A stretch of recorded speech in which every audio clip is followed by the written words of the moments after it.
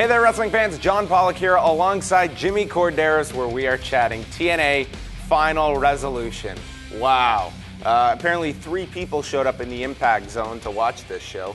This was one of the deadest crowds I've ever seen at the Impact Zone, and my God, is that saying something. I know, and we've referenced the crowd so many times before, and this is just solidifies it. They have got to get out of Orlando, period. They couldn't do any worse doing it in the parking lot of the Impact Zone, because then you would at least get cars honking as they pass by the action that's happening. Featuring Jeff Hardy retaining his TNA title on Sunday night, defeating Bobby Roode, and featuring one of the, I guess to some would say ambitious, I would say insane bumps, where he did the poetry in motion into the guardrail, which he has done before, where he wiped out on top and then landed into the crowd.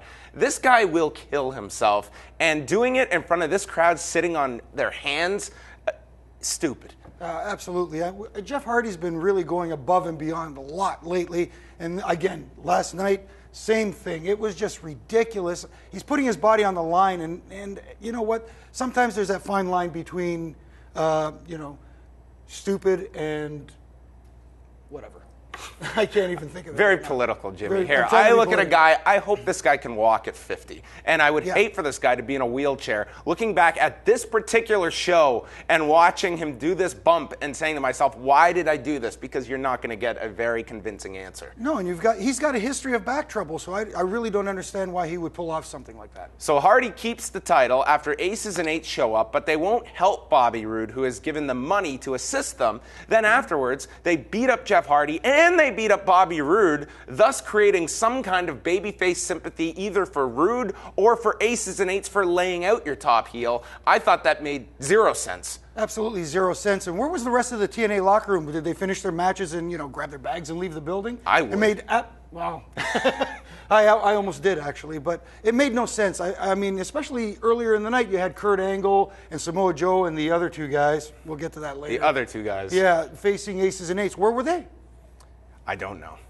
AJ Styles and Christopher Daniels, they had their final match ever, Jimmy. So the next time they have a match, this might contradict that. But nonetheless, Christopher Daniels wins this match, subject of great debate, I think, amongst us, using the Styles Clash onto AJ, and Christopher Daniels wins the feud and moves on. Yeah, I just didn't like the fact that Christopher Daniels used the Styles Clash to defeat AJ Styles when prior in the match, Christopher Daniels kicked out of the Styles Clash applied by AJ Styles. It made no sense to me. He just kicked out of the babyface's finish, so it made him look like he can do the finish better than the babyface can.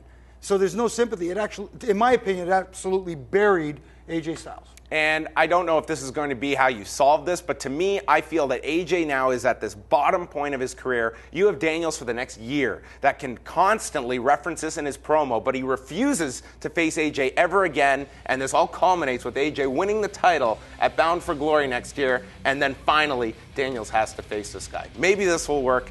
Maybe not. That's long-term booking, and I'm not counting on that. Well, this was a thumbs-down show for me. For $54.95, a dead crowd, and a very lackluster pay-per-view to close out 2012.